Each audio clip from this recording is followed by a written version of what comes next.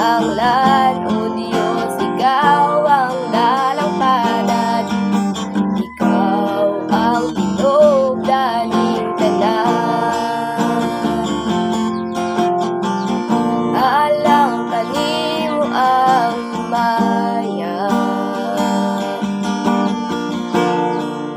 alang kanimo ang pagdaig. Gikan kanimo ang puso, alang kanimo ang buhok.